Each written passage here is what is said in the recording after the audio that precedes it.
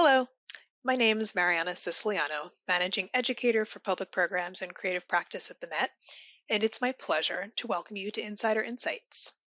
This is a series that offers closer looks at objects from the Met's collection and special exhibitions with museum experts.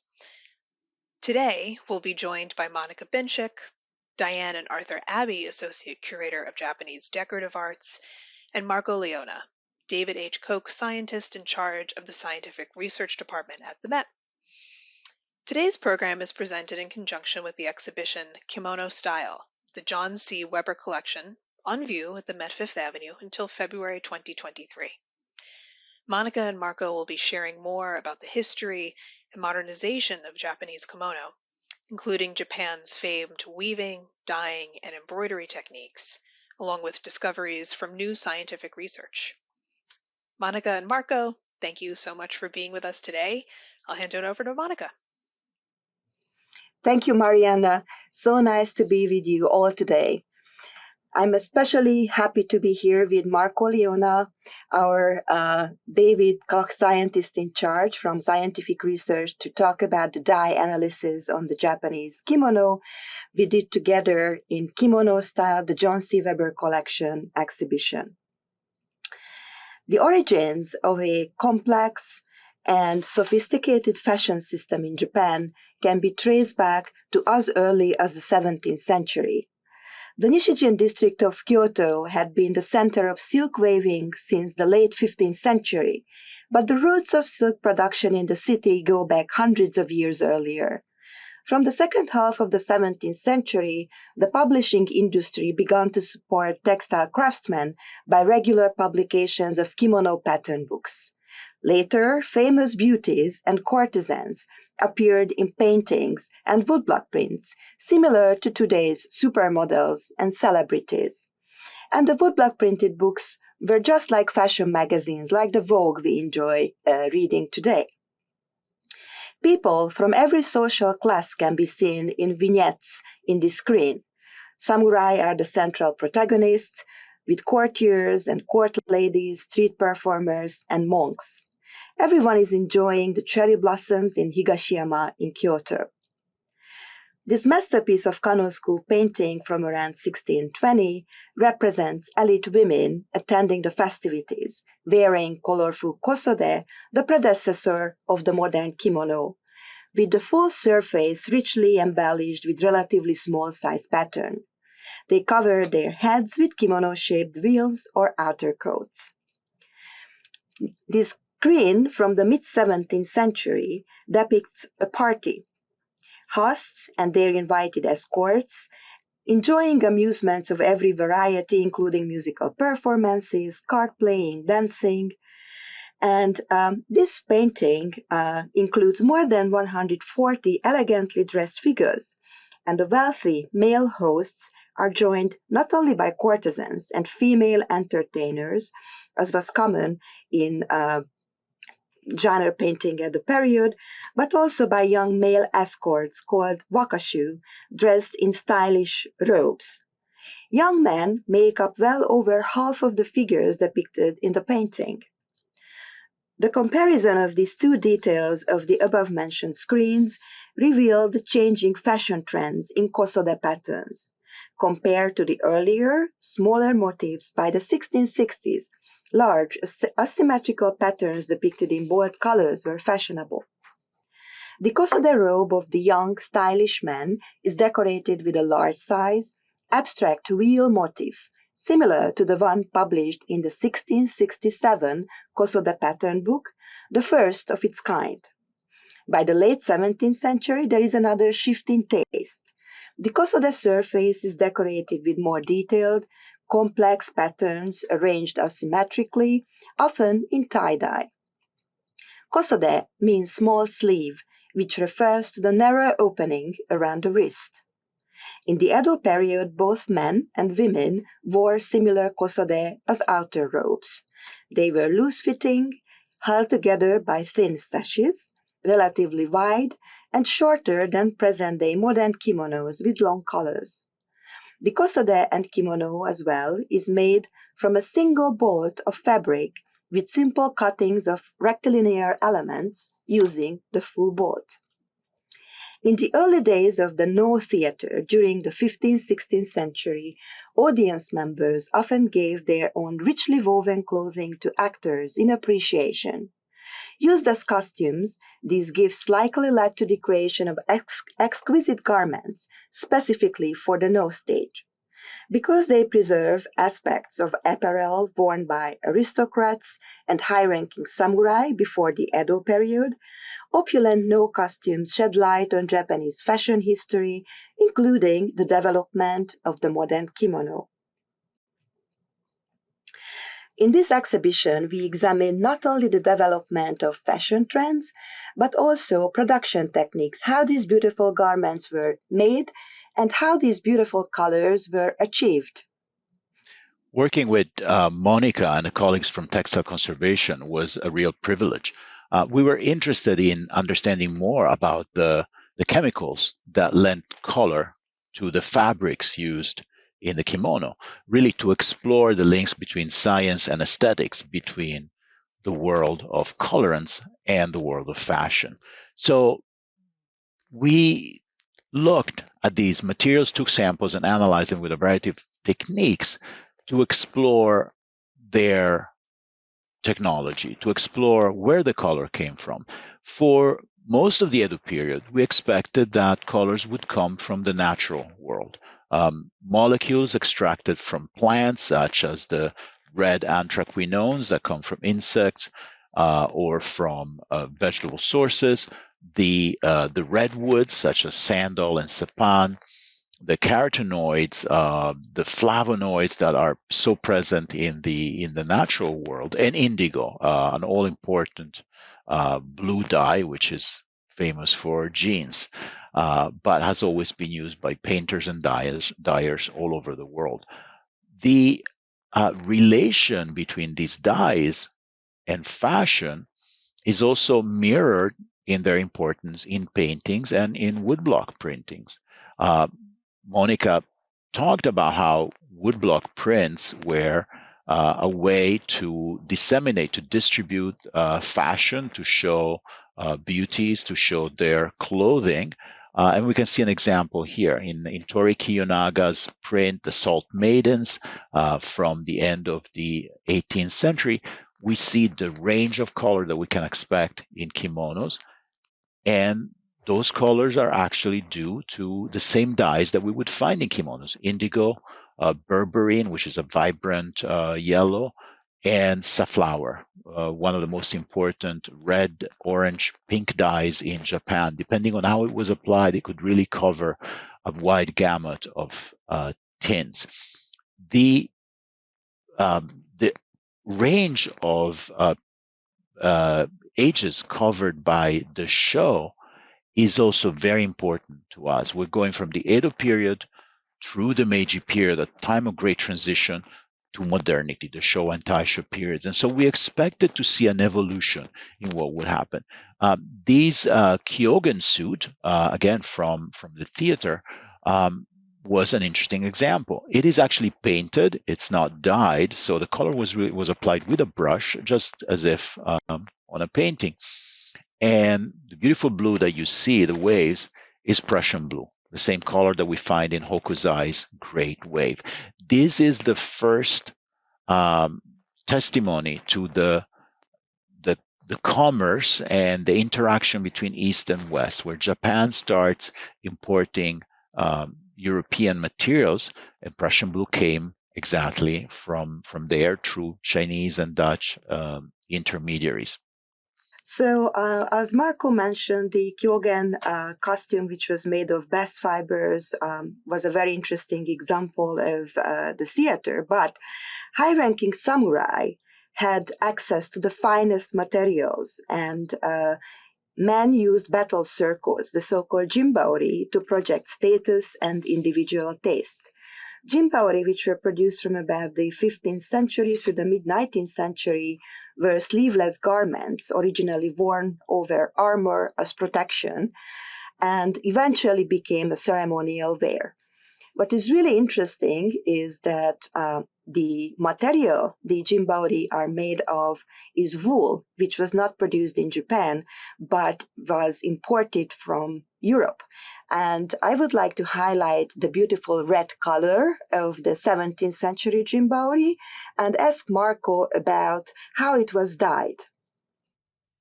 Yeah, the red in this Jimbori is cochineal. So cochineal carmine was the most important red dye in the world at this time, and it had been so for about 300 years when the Spanish conquistadores started exploiting it in Mexico. It had been known in Mexico for thousands of years. It's an insect that grows on cactus leaves.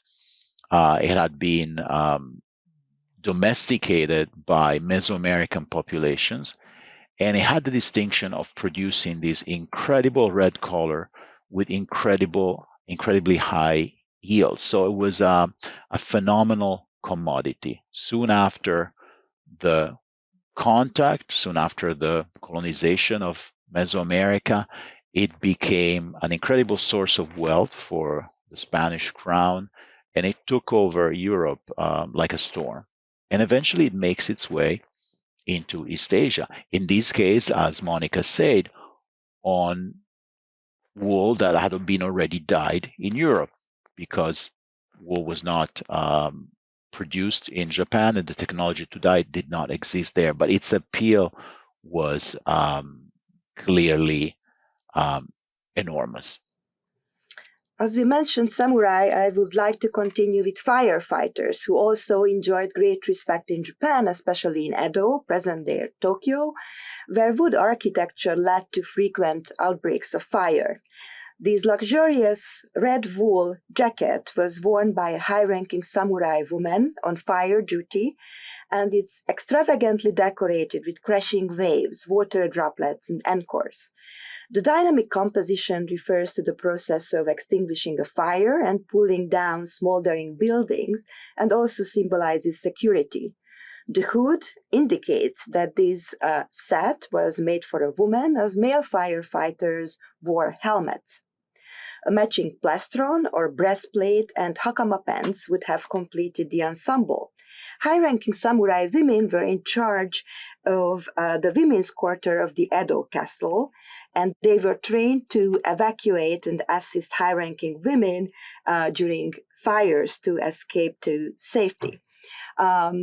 This beautiful jacket and hood is also painted with cochineal, as Marco mentioned, and I would like to ask him about a detail of the jacket, the tassels which are embroidered on the surface of the woolen jacket. It's really eye-catching and majestic.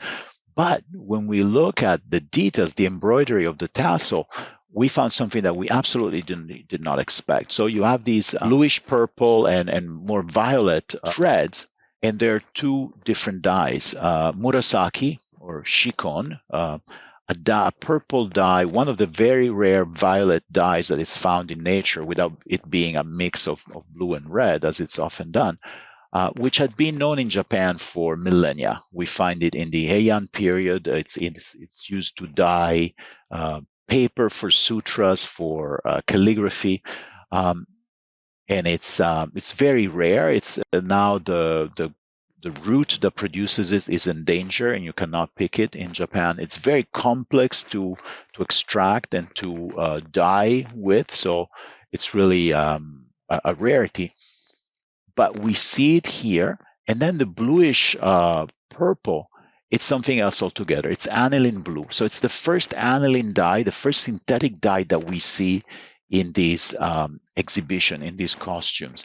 What does it mean? I think it's very interesting. Normally, we know that synthetic dyes arrive on the scene at some point, certainly, let's say after the mid 19th century. And the common wisdom is that they take over the world, they supersede the old traditional dyes, and everything goes to synthetic. And here we see exactly the opposite. We see red cochineal, so from Europe, we see traditional murasaki from Japan, and we see the new world of technology, the shikon, the aniline blue, that is completely synthetic. And we'll talk more about this transition because it's a very important point. But it's really interesting to me that the makers of this costume chose two slightly different purples to really create an harmony on these beautiful costume. We discussed a jacket for a high-ranking samurai woman on fire duty, but there were commoner firefighters, townsmen firefighters, and they didn't have access to the very expensive imported wool dyed with cochineal, but they used reversible coats made of thick quilted cotton with a plain indigo dyed exterior and an elaborately decorated interior. For fighting fires, these cotton coats were soaked in water and worn with the plain side facing out. But after the fire was extinguished or during festivals, you could see the beautifully embellished inside because they turned the jacket inside out and displayed the inner decoration, which is inspired by woodblock prints. This jacket's interior features a scene popular in kabuki and based on a woodblock print by Utagawa Kunisada, in which the warrior Yashikado asks a frog sage for magical powers to avenge the murder of his father.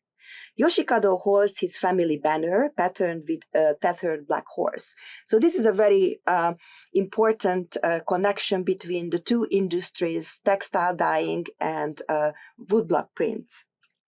The next garment is a samurai woman's summer robe, and the composition evokes water from its light blue fabric with the wavy motifs reserved in white. It's called shiroage in Japanese, to its embroidered pattern of irises blooming by a river crossed by zigzagging plank bridges. The composition refers to an episode from the 10th century classic, The Tales of Ise Monogatari, and the no play derived from it, Iris's Kakitsubata. In episode 9 from the tales, a famous 9th century poet and his friends leave the capital in exile. The play signifies the poet, Ariwara no Narihira, by his headdress, alluded to on this robe by a black courtier's hat and a fan near the hem. Posing at Yatsuhashi, where bridges cross 8 channels of a river, they admire the irises growing in the marshy riverbank, and Ariwara no Narihira composes a poem. So this garment highlights the very important connection between Japanese classic and patterns represented on kosode. We also looked into the production technique of the summer robe. Now, Monica, if I can make a joke here, it's the poem is also, there's a connection, right? Because that's the poem where he compares his wife to the hem of a well-worn robe. Is that right? Yes. which I'm sure did not get any sympathy from his wife. But this is another favorite of mine because I love the motive of irises. And if you look at these kimono, again, you have a very traditional Edo palette, a very traditional Edo range of dyes with turmeric, indigo, berberine. But in the irises, in the blue of the irises, there is a new arrival, magenta. And magenta is the first synthetic dye to arrive in Japan. And we'll talk more about how we know the dates when these dye are found. It's actually it's not the first synthetic dye in the world that was Movane, but it's the first truly commercially successful. Commodore Perry's arrival in Japan in 1853-54 launched an avalanche of historical and social changes and Japan started to trade with the West. One of the first open ports was Yokohama in Kanagawa Prefecture, and you can immediately see the changes as represented in this woodblock print by Utagawa Sadahide. The interesting feature is one of the shops on the left side of the print is actually a kimono shop, but you can see the representation of foreigners, Japanese, Chinese, so it's already an international port. The next woodblock print by Hashimoto Chikanobu is a representation of how Western fashion started to take over Japan. Empress Shoken, wearing a closely fitted French-style bodice and bustle, and his son, the young crown prince, dressed in his school uniform, are represented in the center of the triptych. Ladies in waiting, pictured alongside, demonstrate Western techniques of cutting and sewing fabric using modern Western sewing machines. And it's really a great example of how Western fashion spread throughout the Meiji period. It was not only the fashion information, but the technology that changed the textile industry in Japan. Silk reeling machines were imported from Germany, and they were put in work in the early Meiji period to produce less expensive, accessible silk. The other feature you can tell from these Utagawa Yoshitora print is that young women could join the workforce. This is the first time when they could join the workforce to have their own income, and it was especially the textile industry that hired young women. The next print also illustrates a scene where aristocratic women play European music, but I would like to call your attention to the vibrant colors you can see in this Meiji period print from 1889, the violets, the purples, the reds, the green, and Marco will tell us more about how these vibrant colors were produced. Yeah, it's really an amazing coincidence that the arrival of Perry in Japan, the opening of the port of Yokohama, and then the Meiji Revolution happened around the same time as in Europe. Synthetic dyes begin to be made. Synthetic dyes are discovered, and that is another revolution. That is the beginning of the chemical industry as we know it today. In 1856, a very young, you wouldn't be able to say from the picture I have here, a very young English chemist, William Perkin, he was 19 at the time, was trying to make quinine, to the drug used to fight malaria, and instead came up with a blackish sludge in the bottom of his flask, and he didn't just throw it away. He made some experiment, he purified it, and he discovered that it could dye silk a beautiful purple. He called it mauveine, from the French mauve, a plant that produces a beautiful but unsuitable for dyeing violet color. And that became the most fashionable color at that time in England, when Queen Victoria famously adopted it for her half mourning outfits. It was those years of the Victorian period were called the Mauve Decade, because violet was the most fashionable color. And then in France and in Germany, other chemists followed suit, exploring the range of colors that aniline, a byproduct of a coal tar production, could yield. And so you have chemists such as Hoffman and Bayer creating new molecules, magenta, which I mentioned before, and became actually much more successful than mauveine. But they even managed to reproduce natural colors such as indigo and madder, and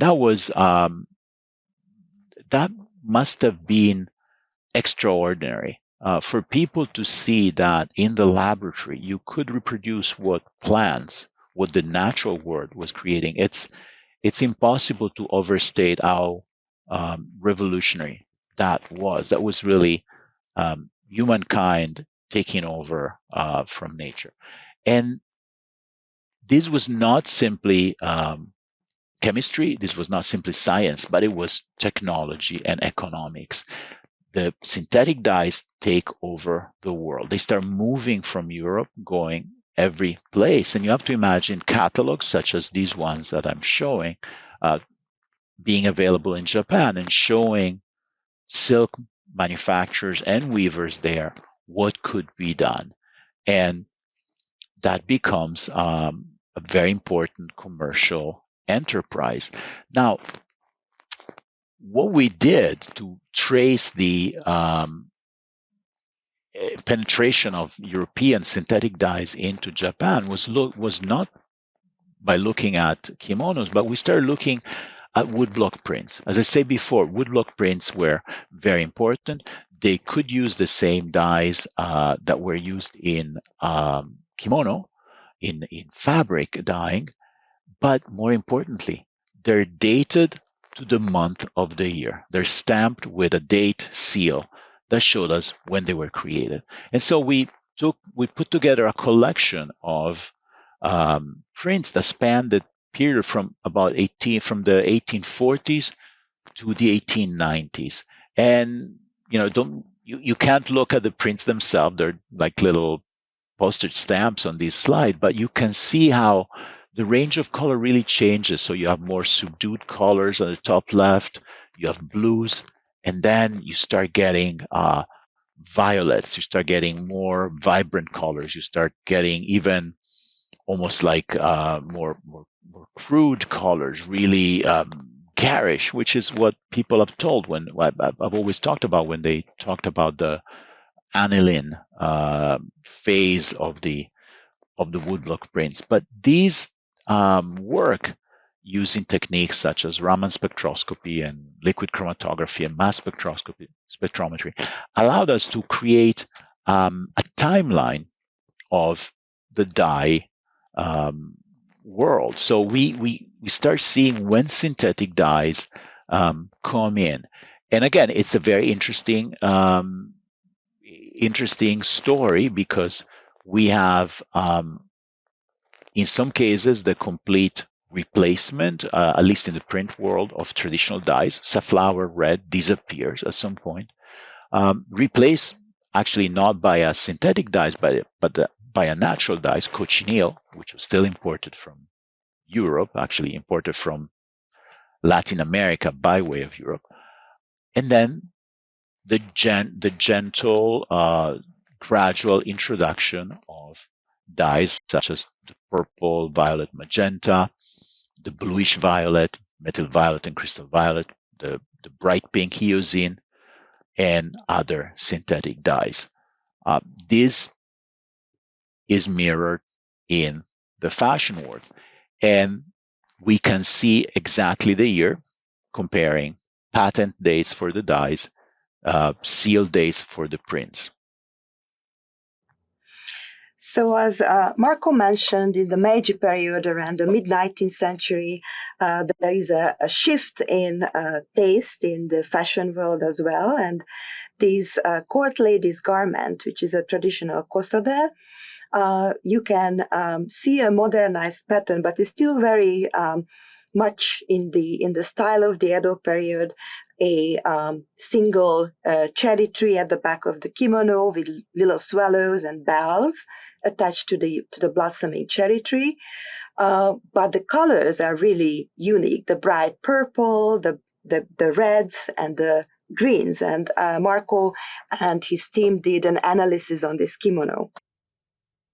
Yeah, and you can see from these kimono why synthetic dyes were so appealing. The ground color, these electric blue, if you want, is methyl violet. Methyl violet, as I said, is one of the first synthetic dyes.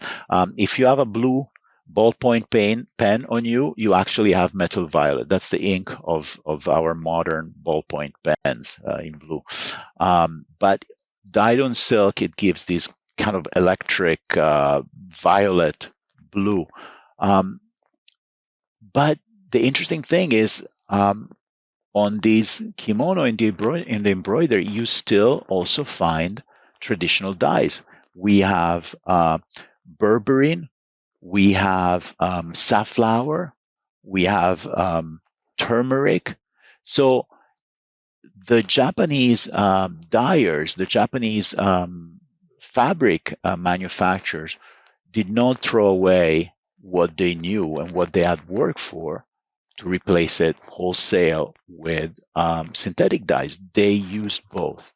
The next example was very interesting for me because this is a long-sleeved robe, a furisode, decorated with silk and gold thread embroidery. The pattern is a combination of phoenixes, symbols of longevity, with cherry blossoms, peonies, and maple branches. And when I acquired this furisode, I assumed by just looking at it that this red must be aniline dye.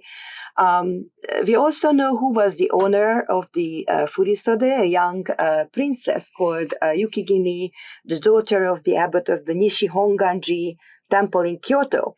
But when I catalogued the piece, I even wrote an entry saying that the aniline red demonstrates the transition from Edo to Meiji. And then Marco's team informed me that I was wrong.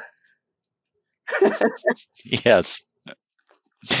Yes. Well, you cannot tell a dye just with your eyes. And we know that. We're the first one to make that mistake. But this, again, is safflower. And I think it's again, another testimony of the beauty of traditional dyes and the skill of the Japanese dyers. Safflower covers an incredible range of tones. It can be pink, it can be red, and it can have these fiery orange red that we see here. So a beautiful,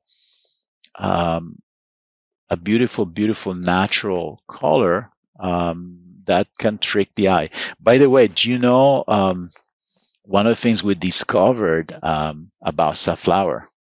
You saw in my timeline that there's a very precise cutoff when in prints safflower is replaced by cochineal. And that year is the year of the Setsuma Rebellion. That's the year when the the daimyo that were with the shogun fight against the Emperor Meiji. And safflower was grown in those domains in the north of Japan. And so as fight rages on between faction, safflower cannot get down to Tokyo, Osaka, and Kyoto. And so that's why in printing, at least, we know for sure cochineal comes in as a great substitute. And I owe this discovery to our great colleague Henry Smith, as a professor at Columbia University, who was working with us, saw that year and was able to connect it to the historical significance. Industry and fashion happened in the world of department stores as well. Takashimaya in Kyoto was one of the first department stores to modernize and create shop windows with kimono-clad mannequins in it.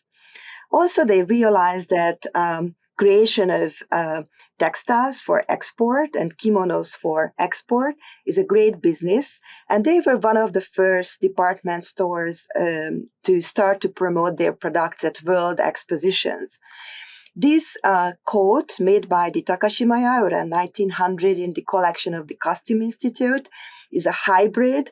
The shape is westernized. It still has the features of a kimono, but also has elements of a Chinese robe. And it's decorated with a peacock at the back. It's beautiful traditional Japanese embroidery, but it fits into the aesthetics of the Art Nouveau, and it was obviously made to be exported to the West. At the same time, what was happening ukiyo-e woodblock prints were collected in Europe, and Paris was one of the centers of Japanism, the craze for Japanese art, and designers and couturiers had access to woodblock prints and later on also to kimonos. And European designers, especially in the early 20th century, looked to other civilizations for alternatives to the constructive S-shaped turn of the century silhouette. Most were familiar with the kimono. These designers started exploring the technique underlying the kimono shape, winding the fabric around the body rather than covering it in patterned pieces, structured a new kimono-inspired silhouette. In 1903, Paul Poiret made his first loose dress with hints of the kimono shape, and other designers emulated Poiret's new fluidity, including Jean Paquin, whose loosely draped opera coat from 1912 appeared in La Gazette du Bon Temps. By the 1920s, 1930s, we see the transition from the Art Nouveau to the Art Deco style in kimono fashion, very much inspired by Western art, highlighting an artistic conversation. So it's not only the kimono that had an influence on Western styles, but the Western fashion and Western art forms had a major impact on kimono designs. It is more prevalent in the 1930s when ready-to-wear kimonos, the so-called meisen, became popular. For centuries, high-quality silk was accessible only to elite, while commoners used inexpensive head-spun silk, and this was a low-grade B-quality silk. This began to change in the late 19th century when technology and materials imported from the West enabled manufacturers to increase silk production and drive down the prices. Machine-spun silk, power looms, aniline dyes all contributed to the creation of affordable, stylish kimonos made from meisen, an inexpensive silk woven from pre-dyed yarns through a technique known as ikat or kasuri. By the 1920s and 1930s, working and middle-class women, from high school students to shop assistants, could buy casual, brightly colored, ready-to-wear modern kimonos with bold, graphic patterns. Department stores frequently release new design to spark trends and inspire purchases.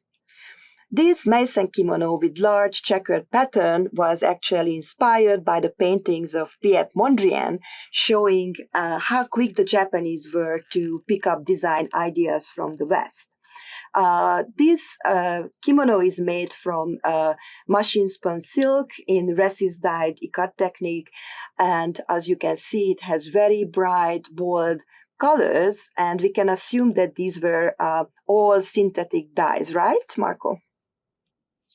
These are all fully synthetic. And this is a different world. It's as you say, the machine age, the industrial age. It's no longer the transition to modernity that you see in the Meiji period, where traditional and modern coexist. Now, fully synthetic. The chemical industry has taken over, not just in Japan, all over the world. Less and less acreage is cultivated to madder, berberine, turmeric, and I could read you the names of these dyes. They sound like the ingredients in some medical product. It's brilliant milling green, amacid light yellow, 3GL, amacid light yellow, azofuchsine, 6B. It's the variety of names that the chemical industry could come up, and the variety of molecules that were now available. Thank you. To conclude this presentation, I would like to show a few Western fashion designs inspired by the kimono's shape and construction, returning to the looser volumetric silhouettes that Japanism had inspired at the turn of the century. Cristobal Balenciaga introduced his innovative cocoon or barrel lines in 1942 and 1947. This created ample room around the midsection of the body in the backside, inspired by the Japanese uchikake's style. The kimono was a paradigm for Balenciaga's experiments with volume and shape, partially inspired by his admiration for Madeleine Vionnet and her bias cut technique. Issey Miyake was one of the Japanese designers who took over the fashion world by storm in the 70s based on one piece of cloth concept. Like the kimono, these garments were made of uninterrupted flat cloth hung from the shoulder, creating a new relationship of garment to body through the intimate space left between them called ma. Miyake further developed the kimono-based structural innovations Vionnet and Balenciaga had introduced to the West, creating a gender-neutral architecture to house the body rather than allude to it. So this exhibition, Kimono Style, brought together examples from John C. Weber's collection, highlighting the transition of the kimono from the 18th century through the 1930s with examples from the Costume Institute's collection and analyzed the artistic conversation between Japan and the West. And with the help of Marco and his team, we also learned how these transitions can be looked at through the lens of science. Thank you very much for your attention. Thank you, Monica. Monica and Marco, thank you so much for your fascinating presentation and for sharing your insights with us. Thank you all for joining us and for viewing today, and we hope that you can come see the exhibition. It's on view until February 20th, 2023. Thank you.